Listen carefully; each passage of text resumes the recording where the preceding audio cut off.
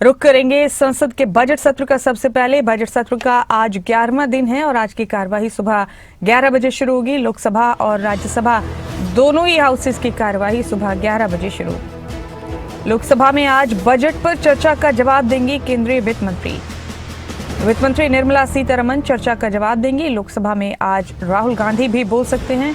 Lok Sabha speaker Om Birla ने बड़ा फैसला लिया। लोकसभा में नहीं जाएंगे ओम बिरला और नोटिस पर फैसला होने तक लोकसभा नहीं जाएंगे। आपको बता दें कि कांग्रेस ने स्पीकर के खिलाफ अविश्वास प्रस्ताव पर नोटिस दिया है। नोटिस पर 118 विपक्षी सांसदों के हस्ताक्षर हैं। 9 मार्च को नोटिस पर चर्चा होने की संभावना है। और मेरे साथ मेरे सहयोगी राजा पटेल सीधे जुड़ चुके हैं।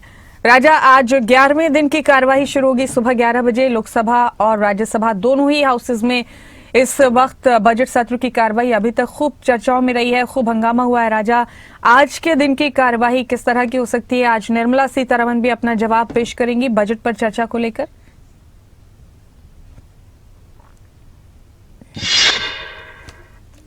और बिल्कुल देखिए, आज 11वां दिन है बजट सेशन का और ऐसे में लगातार जब से बजट सेशन की शुरुआत हुई है विपक्ष लगातार हंगामा कर रहा है और विपक्ष की मांग है कि राहुल गांधी को सदन में बोलने दिया जाए।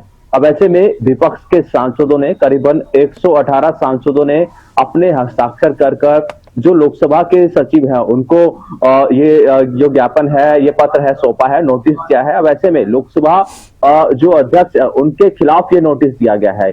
उन पर एक बड़ा आरोप विपक्ष के सांसद लगाते हुए नजर आ रहे हैं कि ओम बिरला सरकार के साथ हैं, सरकार के सांसदों की बात सुनते हैं, विपक्ष के सांसदों को बोलने का मौका नहीं दिया जाता। एक बड़ा गंभीर आरोप ओम बिरला पर विपक्ष के सांसदों ने लगाया है। और इस विपक्षी पार्टियों की हम बात करें, समाजवादी पार्टी के साथ साथ तमाम जो अलग अलग पार्टियां हैं, कांग्रेस की बात कर ले, उनके सभी जो सांसद हैं करीबन 118 सांसदों ने हस्ताक्षर कर ये जो पत्र है वो लोकसभा जो सचिव है उनको सौंपा है और कार्रवाई की मांग की है। अब ऐसे में टीएमसी जो कि विपक्षी सहयोगी दल है, उन्होंने इस फैसले का किनारा किया है, यानी कि उनके सांसद इस फैसले से बिल्कुल अलग देखने को मिले हैं। पर एक बड़ा आरोप विपक्ष द्वारा कि लोकसभा अध्यक्ष विपक्ष के नेताओं को सदन में बोलने नहीं देते, उनके जो मुद्दे हैं उनके मुद्दों को उठाने नहीं देते और सरकार का सपोर्ट करते हैं। एक बड़ा आरोप विपक्ष की तरफ से लगाया गया है। पर एक जानकारी ये भी आ रही है सूत्रों के अनुसार कि जो लोकसभा अध्यक्ष है ओम बिरला,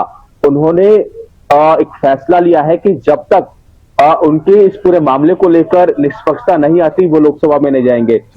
अब क्योंकि लोकसभा की कार्रवाई तो आज जरूर शुरू होगी, पर जो जानकारी है कि जो अविश्वास प्रस्ताव विपक्ष द्वारा दिया गया है 9 मार्च को, यानी कि जब दूसरा सेशन का पहला दिन होगा उस दिन इस की शुरुआत होगी, यानी कि इस पर पूरी चर्चा होगी। हालांकि नंबर गेम की हम बात कर रहे हैं, अपने दर्शकों को बता दें कि नंबर गेम के हिसाब से एनडीए के पलड़ा काफी भारी है और ये जो अविश्वास प्रस्ताव है राजनीतिक प्रेरित माना जा रहा है कि राजनीतिक के तहत ये अविश्वास प्रस्ताव लेकर विपक्ष आया है।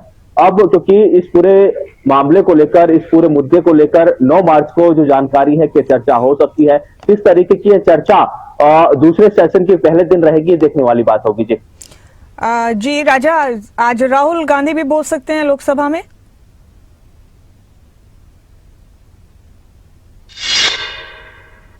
बिल्कुल देखिए, राहुल गांधी लगातार बोलने का प्रयास कर रहे हैं। हालांकि जो लोकसभा अध्यक्ष हैं ओम बिरला की हम बात कर ले, बीजेपी सांसदों की बात कर ले, उनसे कल भी हमारी बात हुई। उन्होंने कहा कि राहुल गांधी मुद्दे को लेकर बात नहीं कर रहे, वो अपने अलग मुद्दे, एक किताब को लेकर लगातार जिक्र कर रहे हैं जो कि पार्लियामेंट का पार्ट ही नहीं है। अपने क्षेत्रीय मुद्दे बात करें, तमाम देश के मुद्दे हैं, उन मुद्दों को लेकर बात करें। पर राहुल गांधी और कांग्रेस के लोग चाहते हैं कि किताब को लेकर, जो मैगजीन है उसको लेकर सदन में चर्चा हो, उसको लेकर हंगामा देखने को मिलता है। और आज केंद्रीय वित्त मंत्री बोलेंगे और उसके बाद जो जानकारी है कि नेता विपक्ष राहुल गांधी भी अपनी बात रख सकते हैं।